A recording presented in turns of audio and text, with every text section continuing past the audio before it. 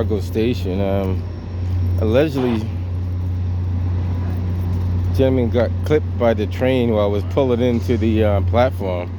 Not too sure how that happened, but you get EMS. Fire department was here earlier. They cleared out of here. We'll take a quick walk around and see what we see over there.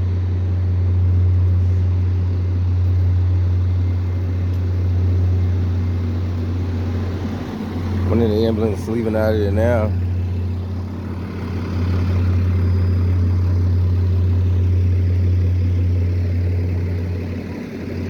And it came in that he had like minor injuries to his hands, his face, and his head. So I don't know like how he would.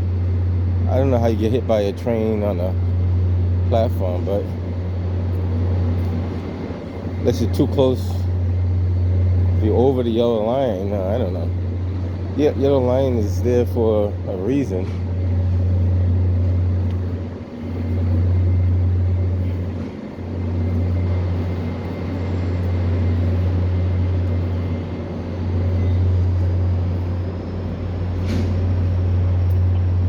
Guess they're putting him in the ambulance now.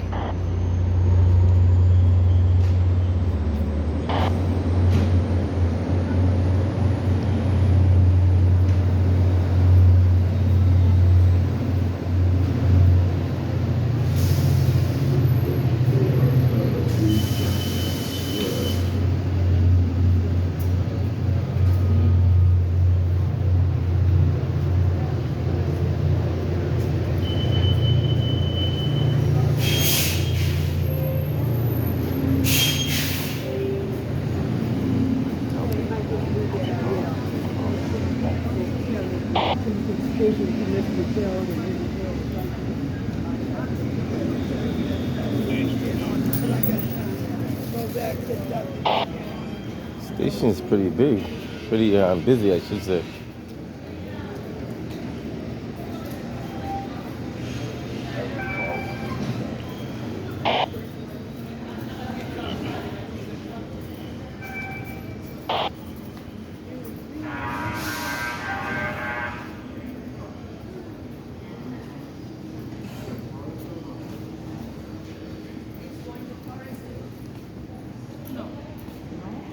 Due to a medical emergency at Ruggles, is saying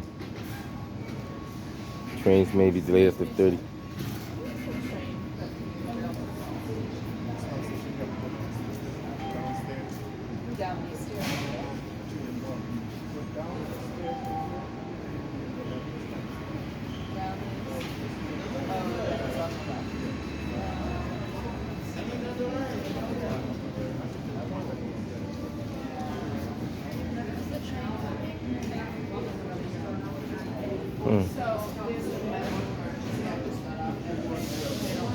So I guess they're holding the trains over there, I guess.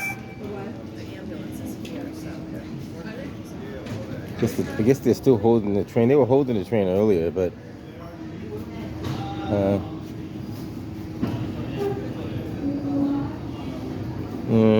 so I don't know how long they're holding the train for, but allegedly they're holding the train. So it's kind of hard to say what's happening.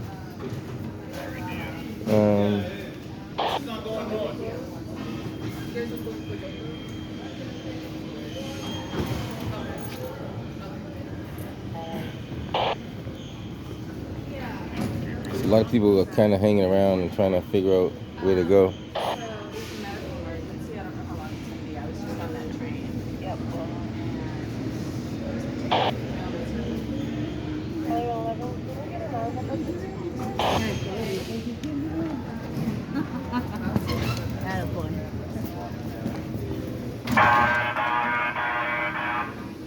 Let's take a quick peek over the platform.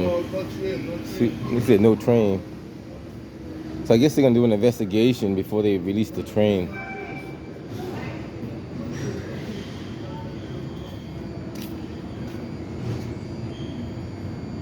Not too sure what happened. Allegedly he was hit by the train. I'm not too sure how serious his injuries are. I guess they're doing work on the escalator there. That's probably one of the most dangerous things you can ride on if you don't know how to use them properly. They call that the meat grinder, and that trade came from the elevator and hoisting people. I didn't give it. I didn't give it that name. So they got a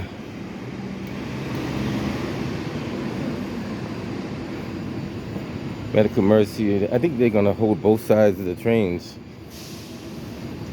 I'm not too sure how they're doing that. So, like I said, allegedly, this is all alleged because we're not too sure of all the facts. Allegedly, he got clipped by a train while it was coming into the station. Not too sure how that can happen if you're behind the yellow line, but supposedly that's what happened. Another image of the meat grinder. That's kind of like that needs a lot of service there. That's wow. I guess that's what they're doing. They're taking it out and replacing it. It's definitely due for it based on how it looks.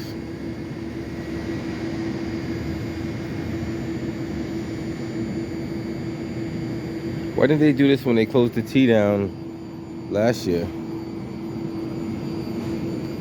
So, like I said, without any other information, supposedly the individual was struck by a train while it was coming to the station. So the train's gonna be delayed up to 30 minutes.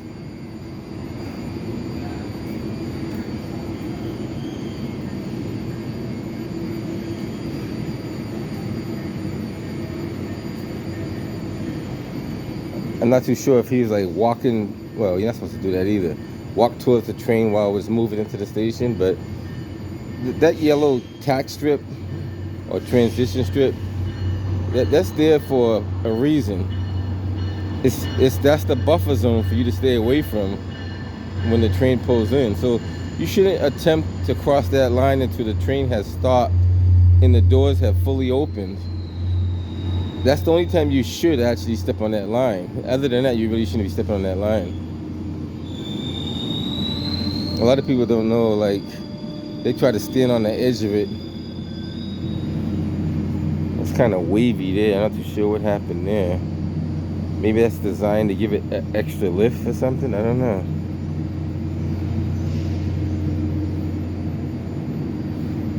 So like I said, everybody's trying to catch different ways to get to work. They're going to be late up to at least 30 minutes, or maybe more, until they figure out what's going on. They might have to get some investigators down here, take pictures, who knows. Depending on, like, they got cameras all over this place too, so the cameras will kind of see what happened and try to figure out what took place. All the platforms have all these high-tech, new technology cameras. These, I'm not going to say what they all can do, but they got some stuff that they can do with those cameras.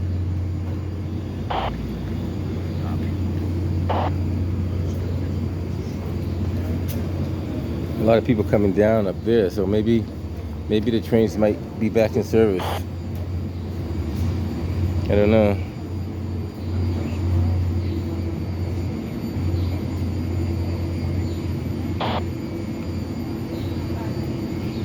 And we'll see. It's just everybody's on the platform. The train's still here.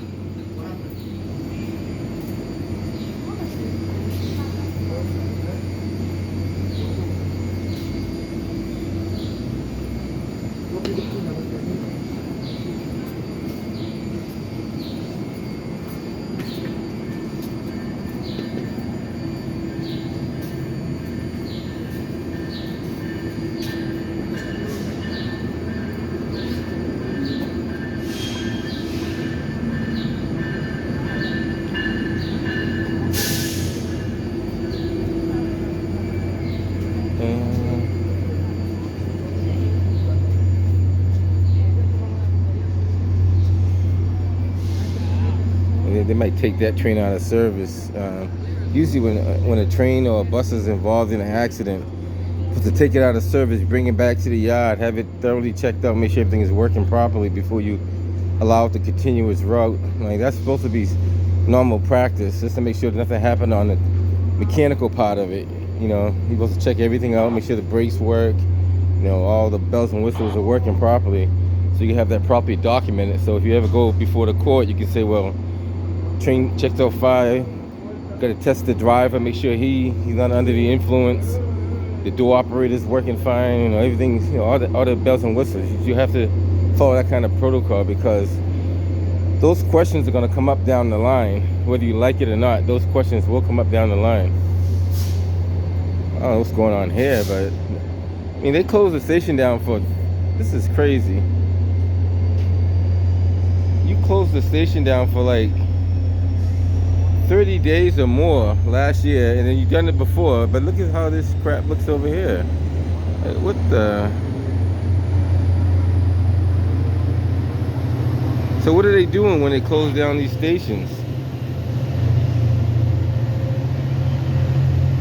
Somebody did tell me to focus on the MBTA a lot more, because there's a lot of stuff going on in T that we don't even know about. Like, we really don't pay attention to it. But look at this. Come on, guys. Our tax-paying dollars are going to what?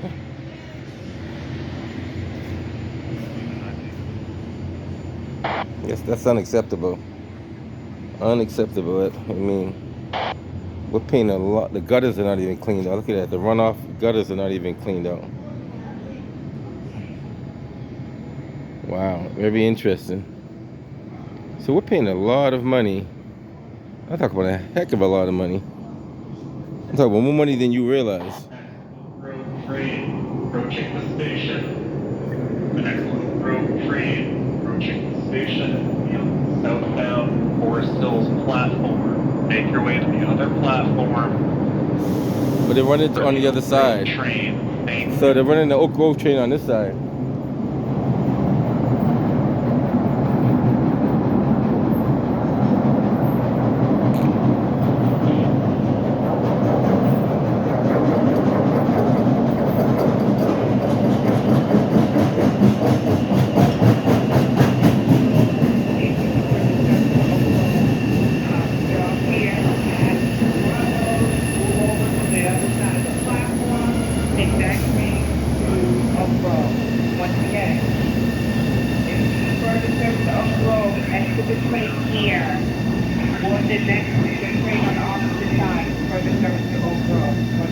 Well, so they're gonna run an inbound and outbound on this side.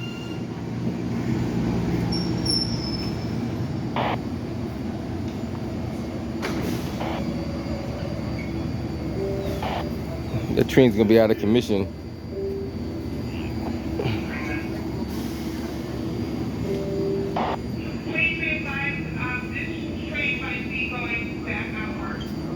Oh, so it might be going back the other way. This train's going to Oak Grove, they're saying. So this train here's going to Oak Grove. Train on the Forest Really? platform. Oh, I don't know. Down into the city. Please make your way through the train, other platform. So, Go northbound into the city. so they're confusing the people now. But they said, so they're saying it's going back to Oak Grove, but that's not what they said the first time. I gotta check the video. But so this train is saying Oak Grove on the train though. So this train is taking the place of the train that's on that side over there. There should be somebody down here explaining to these people what's going on, because I mean, public transportation is confusing enough, but if you don't explain yourself, no one knows. So that train is. Board the train, please attention you. Board the train to Oak Grove. Step right in. Everyone needs to step right into the train if you're going to Oak Grove. Oak Grove train, step right in. A lot of confusion. This is an Oak Grove train, so it's gonna go right back up the way it came in. They're running on a single track until they switch over on the other side. I think the switchover is at, is it just before, I think it's just before Stony Brook. There's a switchover over there. One hand the train is going to Oak Grove.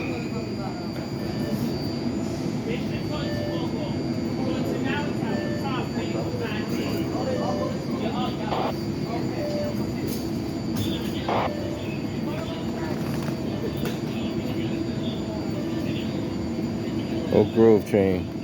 Train's going to Ogle. Downtown Baghdad. Bell Station.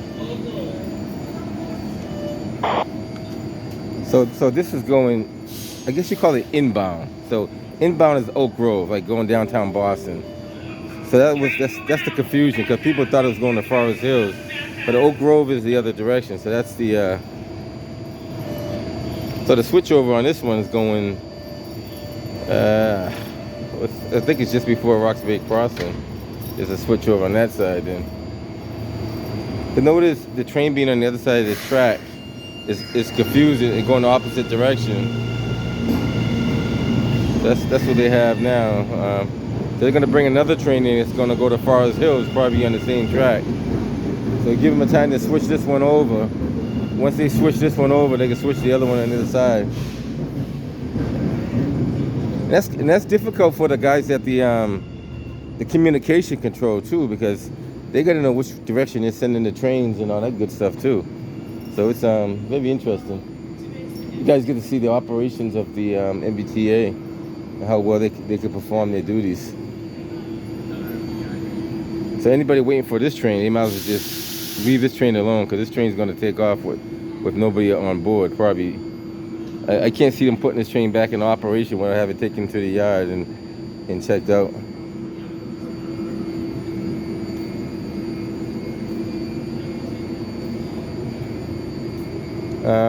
Once again, early morning incident on the Orange Line. Allegedly, a gentleman was clipped by the train as it was pulling into the station.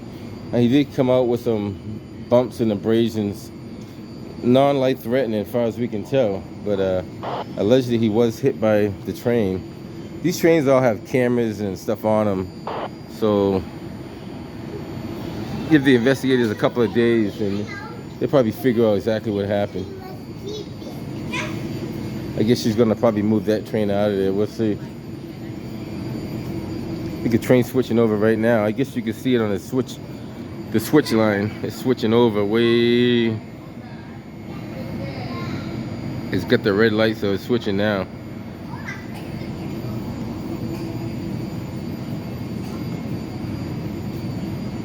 Then once that light turns green, that means that train has finally successfully switched over. But it should be on like a little timer.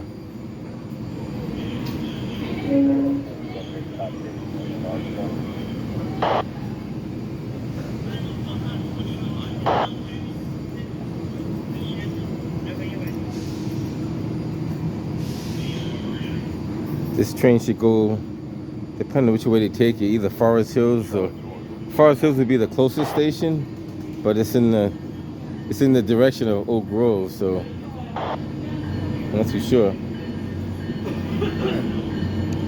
The train is still in the process of switching. Not too sure what's going on there.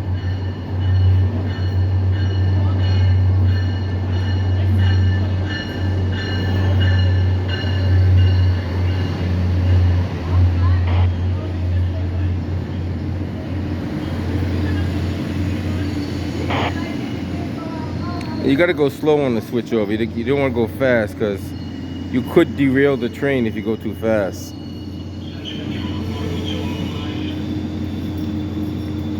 How you doing? Good, how are you? Good, good. 205, are you with the original operator of that train?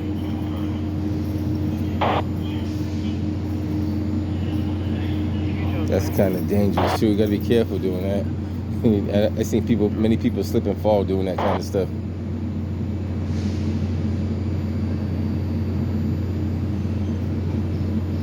The T has their own set of safety regulations that no one even follows, and I don't know if anybody else even uses their safety regulations, because they're not really, I don't know, they're not OSHA standards, that's for sure. I don't know what the heck they are. I don't know if OSHA even gets involved with the T, because it's a state-run entity. So I guess they have their own insurance too. So it's a lot of I don't know. The T's the only people that can do that kind of stuff, I guess. Does he have the key? Yep. Can you Yes, I'll be doing that. just walk me through how to start it up, because I only built this train. Okay. Yeah, I'll do That's it. that's not good. She said she only drove the train once, so that's not a good thing to say. I wouldn't say that to no one. Tracking bus. And that's the other thing I was talking to some people to T. They lack critical training. They do lack a lot of critical training, and procedures and stuff like that. There's a lot of that they lack because the supervisors don't know how to do it themselves. So it's hard for a supervisor to tell you you're doing something wrong if they don't know what they're doing themselves, if you know what I mean. And you guys that work for the T are going to agree with what I'm saying because you know what I'm talking about. You know exactly what I'm talking about. Especially the is it the green line and the red line? I think those ones lack at most. So they label this as a medical emergency.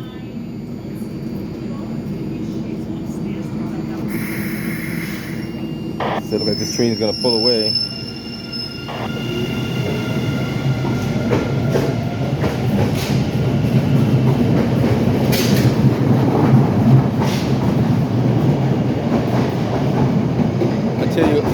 I tell you one thing.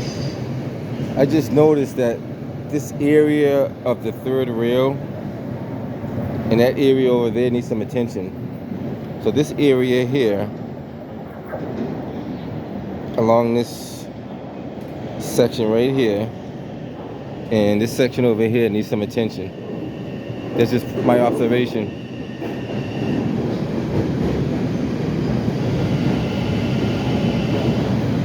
It could be a loose connection. It could be an uneven surface, but it needs some attention. Just so you guys know. So you got the inbound train that just left. This is the outbound train going to Forest Hills.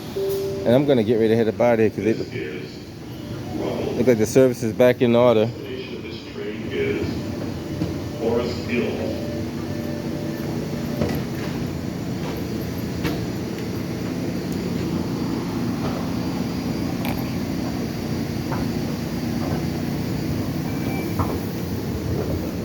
All right, guys. We had a small incident. You guys tell me, what is that thing hanging right there? What is that? Why is that hanging right there?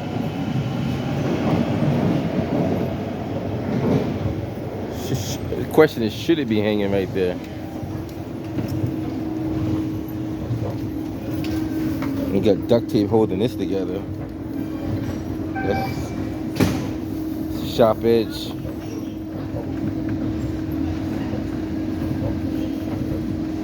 Actually, that's a life safety right there. The duct tape on the sharp edge.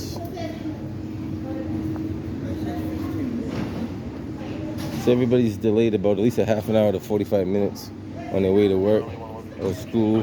But there's no school this week, so it'll just be going to work.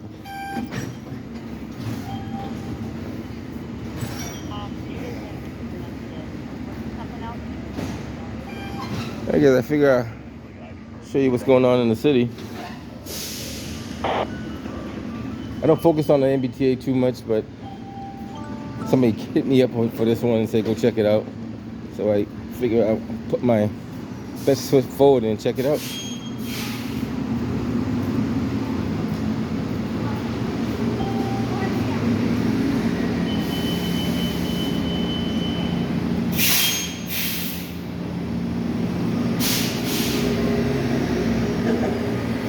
Is that a GFI outlet or is it on a GFI circuit? But if it's on a GFI circuit, it should be labeled so. It should be an exterior box rather than an interior box because it is outside. So anything that's outside like this should be in an exterior box because it's exposed to the elements. It shouldn't be a metal box that typically would be inside. Any building that you see that has electrical outlets on the outside of the building, they're usually in a water resistant type box. I think that's the natural electrical code. I don't think you can pick and choose how you do it. I think that's the code. I think it's an NEC electrical. I have to look it up. I'm pretty sure it is in there. At least it was when I was looking at it.